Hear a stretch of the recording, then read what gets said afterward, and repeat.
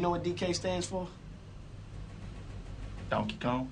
One of my favorite games when I was growing up was Nintendo's Donkey Kong, released for Game Boy in 1994. It is a spiritual successor to the original Donkey Kong game from 1981. While I had enjoyed playing the famous and fast-paced Super Mario Bros. Trilogy for Nintendo Entertainment System, there was something different about Donkey Kong, and it wasn't just that it was released for a handheld console. The level puzzles were complicated and required foresight and strategy, as well as platforming skill.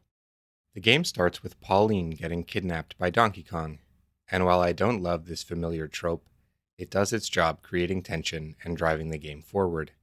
You must give chase, first out of the original construction site and on into the big city. From there, Donkey Kong will continue to evade you across several stages, each with their own puzzles and enemies. What struck me right away about this game was the robust movement abilities that Mario has. You can do a backflip, a quick jump with slightly more height than a regular jump. You can jump into a handstand, protecting yourself from falling items, and then spring out of the handstand for additional height and speed. You can spin on ropes and wires and launch yourself to different parts of the level. Instead of a side-scrolling approach like in Super Mario Bros., each level in Donkey Kong is a static screen, with an exit door and a required key. You must carefully carry the key to the door in order to progress through the game's many worlds. The levels get increasingly complicated and filled with more obstacles and enemies. Each level has a time limit, so you need to form your plan and execute it quickly. There are dozens of different types of enemies, and if you're lucky, you'll get a hammer or super hammer to help deal with them. Some will chase you, while others will shoot projectiles. You might even find a few allies who can help you traverse through the levels.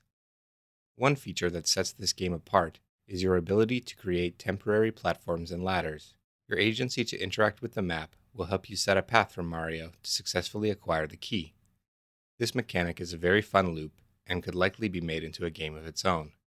To reach Donkey Kong, you'll need to defeat or avoid enemies, flip switches, and deal with moving conveyor belts. You can carry and use springs to help you jump even higher. You can also collect 3 items, a purse, hat, and umbrella, in order to unlock an end-of-stage minigame and earn more lives. There are 2 possible minigames, a wheel of chance and a slot machine. Another memorable part of this game are the battles against Donkey Kong. In an homage to the 1981 original, you must scurry around the stage, avoiding attacks and damaging the structure until Donkey Kong plummets down and flees. In other situations, you must dodge and collect barrels and throw them back at Donkey Kong.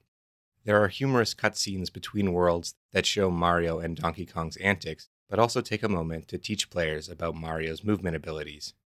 The different worlds in the game range from pirate ship to aeroplane, and are varied enough to keep the game feeling fresh.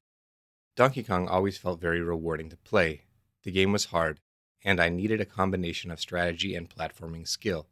You have to plan your route, and then execute the run properly using Mario's different jumps. There have since been 2 sequels, Mario vs. Donkey Kong 1 and 2, for Game Boy Advance and Nintendo DS respectively.